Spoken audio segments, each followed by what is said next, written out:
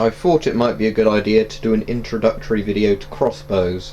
So what I'm going to do is sort of talk to you about all the things if you're a beginner, and looking to buy a crossbow, what to actually look at to get a crossbow with. So I'll start off by explaining the various parts of a crossbow. Now, to begin off with, a crossbow is essentially a bow. As you can see, the front section has a bow in it that looks like a standard recurve bow, only it's smaller. And how a crossbow works is the bowstring is pulled back, bending the bow. When the string reaches the lock, it is held in place by the crossbow's body. The crossbow then has a type of trigger mechanism which allows the lock to disengage and the bow to release. When the bow is loosed, the arrow's fired or loosed from the front of the bow, and that's the functionality of a crossbow. Now, the reason crossbows lock in place mean they can be aimed like a rifle, so you get better accuracy out of a crossbow than you would for a bow. And a crossbow is much better as a beginner's archer's tool, and crossbows replaced the traditional bows in most Western armies because they could get more power from a crossbow and it was much faster to train soldiers to use them. So let's look at some of the individual bits of a crossbow and see how it works. At the very front of the crossbow we have a stirrup and a front sight. The stirrup is designed so you can place your foot through it, and then you can use that to secure the crossbow down to the ground while you pull the string back and cock the crossbow. Next to the stirrup we have the front sight. That's what you want to get on the target. It works exactly like a rifle's front sight that works. Next we have the actual bow itself. This works like a traditional bow would work, except for it's locked in place inside the crossbow's body. The interesting thing with a crossbow's bow, or limbs, or a prod, is that a crossbow bow works by being a much higher resistance to most traditional archery bows. This means that when it's released, it springs back with far more force, meaning this arrow or bolt will travel faster. Crossbow bows are normally referred to as either prods or limbs. On some crossbows, or most crossbows like this one, you will have one single bow, or what you would call a prod, that you lock roughly halfway inside the crossbow, and that's how it works like a bow. However, on some crossbows you will have two separate limbs that attach on either side, and on a compound crossbow you would have a much sort of more complicated device that uses winches and wheels to cause a similar effect.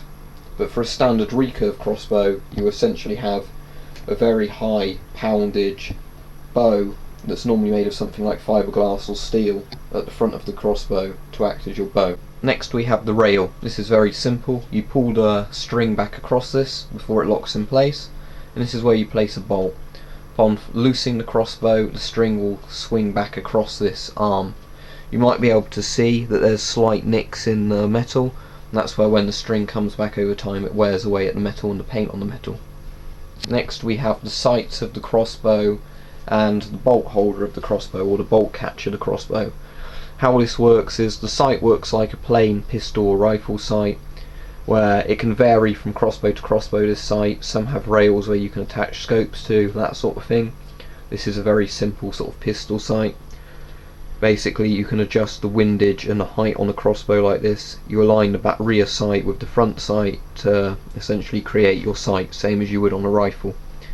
The little bolt catch is designed so when you push a bolt underneath it, it's heavy enough so the bolt won't slide out, but upon loosing the crossbow it won't get in the way of the bolt flying out. Here we have the trigger. Very simple, works exactly like a rifle trigger. Once you pull the trigger, what it will do is disengage the lock inside the crossbow. Once the lock disengages, there's nothing stopping the string from flying forwards. Here we have the stock and the grip. You get some crossbows without stocks, some with quite long stocks. Some crossbows have pistol grips, some just have standard rifle grips. This can vary from crossbow to crossbow. And last of all we have the safety. How this works is when you pull the crossbow string back, when the string reaches the last position, it will push the safety into the safe position and the crossbow will be locked. To fire the crossbow or loose the crossbow, you put the safety forwards to the fire position, and then the trigger will allow you to pull it and release the safety, and then thus firing the crossbow. How the safety works on a well-made crossbow, and this is an important note, is that pistol crossbows have very dangerous safeties, because all the safety does on a pistol crossbow is lock the trigger. On a full-size crossbow, what normally happens is once the string is pulled through, a gate closes in front of the string that the crossbow string can't go through. When the safety is engaged, that string is locked in place, and as well as the trigger being locked. When it's in the fire position, the gate can be opened by pulling the trigger. This is much safer than the pistol crossbow, which simply uses friction to hold the string in place, and the crossbow is fired by the trigger essentially raising a piece of metal which then slides the string onto the rail to loose. A crossbow can be cocked in numerous ways. The most simple is the plain brute force method, which is why the stirrup is included. The user puts his foot through the stirrup, holds the crossbow up vertically, then pulls the string.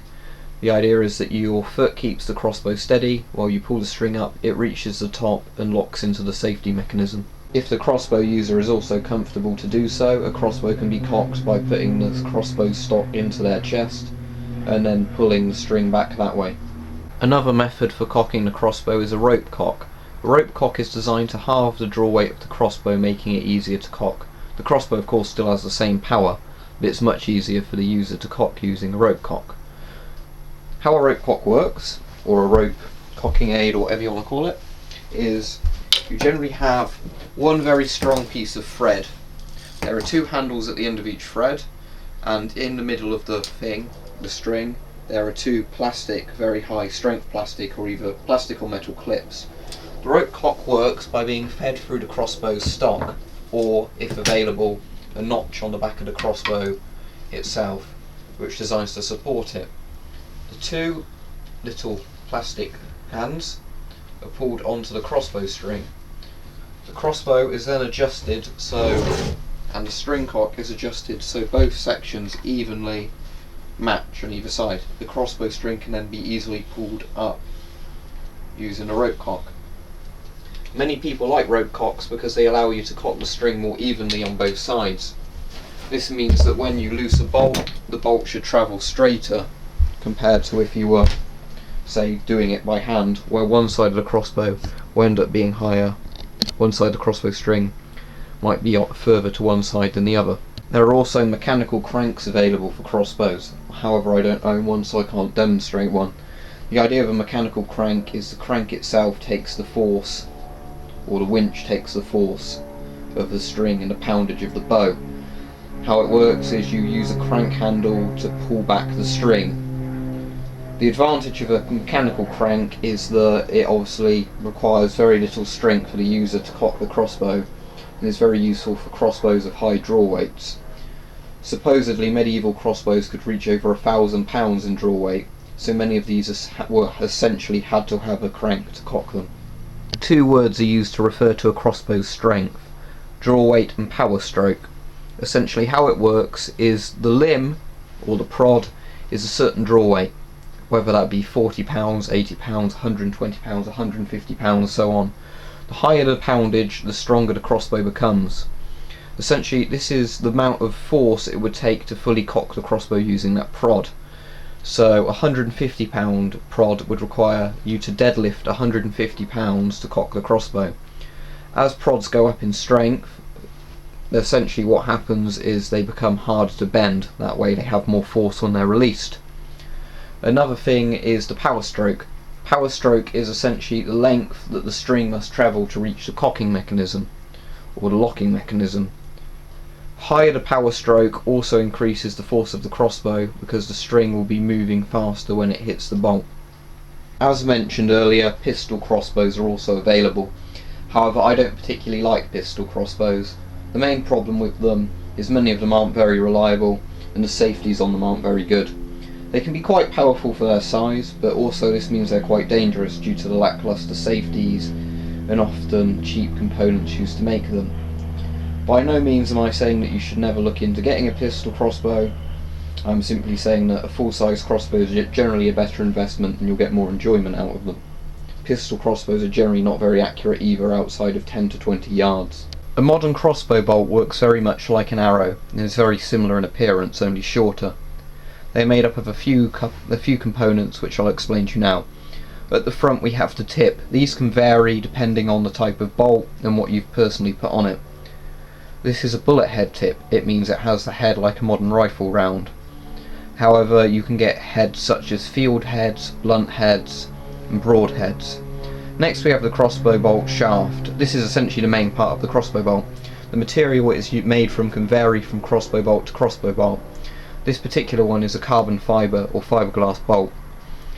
At the rear of the bolt we have what's essentially the fins, the flights, whatever you want to call them, the fletchings.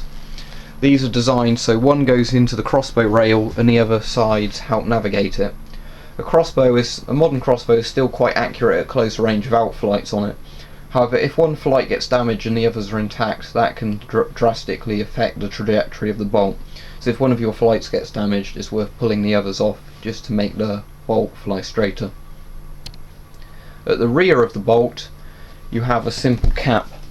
Now this can vary from crossbow to crossbow. On these carbon fibre bolts it's just basically a flat cap. However, on some bolts they have a notch in them similar to an arrow nock to help the string push into the bolt and keep it steady. Below we have a carbon fibre bolt or a fiberglass bolt. The advantage of a carbon fibre bolt is that it's very strong. Essentially it won't bend. Now the problem with a carbon fibre bolt is it also can work the other way, where due to its stiffness it can often shatter if it hits something too hard. These carbon fibre bolts are also prone to losing their heads if they hit something of too much force or if the glue just comes undone over time. However, they're generally quite cheap to buy in bulk and will last you quite a while, assuming you're careful with them. Next we have the aluminium or alloy bolts. Essentially an aluminium bolt is designed to be more of a sportsman's bolt. It will fly slightly straighter, it's a bit heavier, and the nice thing of these bolts is you can change the head on them. However, if these bolts hit something hard, they're quite prone to bending, which means they're then essentially useless. The heads can be changed over on most aluminium bolts very simply. Simply take the bolt and unscrew the head. You're left with essentially a shaft with a hole in it with a screw thread inside.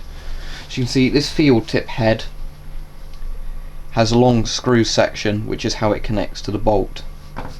If you wanted to install a new head on the bolt, this is rather simple. Once the old head has been unscrewed, you can take a new head like this hunting broad head, insert the head into the base or the neck of the bolt and simply screw it in. This is now attached as the head of the bolt. When using a crossbow it's important to have a good backstop, as crossbows are surprisingly powerful. What we have here is a foam boss. How this works is it's high density foam and many layers of foam packed tightly together. This slows down a crossbow bolt gradually, but would slow it down enough so the crossbow bolt won't exit it, even from a high powered crossbow. This means that the crossbow bolt won't be damaged because it's slowed down gradually, but at the same time won't over penetrate. You can stick a target in front of the boss and then hit the target and the bolt will safely stop in the boss. I'll now demonstrate the firing procedure for a crossbow. Place your foot as instructed in the crossbow stirrup. Make sure the safety is forwards to the fire position.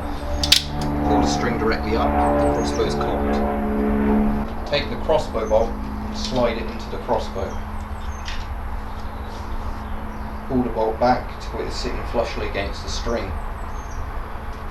Aim the crossbow and ready it to be loosed. Once you're ready and it is safe to fire, move the safety forwards to the fire position. The string can now be released. Make sure you keep your hands well clear of the string. On a high power crossbow, the string can easily amputate fingers or break fingers if they are caught in its path. Ready the crossbow at the sights. Make sure you lean into high power crossbows as well. Failure to do so can mean you will take damage if the recoil hits you too hard in the jaw. Pull the trigger to loose the crossbow.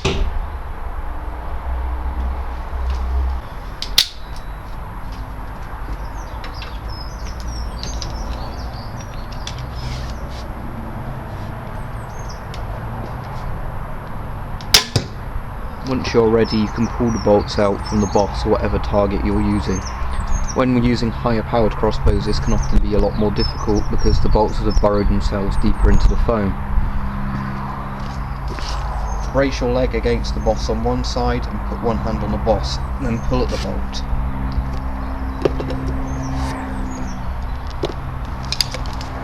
I hope you have found this video on crossbows informative. If you enjoyed this video, please subscribe to my channel. I have many more crossbow videos on there. If you have any questions, please feel free to PM them to me or leave a comment in the video. I'll try my best to answer them. You can find crossbows cheaply online, and you can also find them for sale in many countries in sort of archery stores. The great thing of crossbows is that despite the power of them, they are legal in most countries, unlike firearms. For example, in Britain, crossbows are legal without license, although there are laws regarding hunting with crossbows. Crossbows are an enjoyable form of archery, and they can be used by almost anyone provided you have a low draw weight, as the higher the draw weight becomes, it's harder for people to cock them. And as long as proper safety instructions are taught with the crossbow, it would be hard to have an injury with them. Thanks again for watching the video.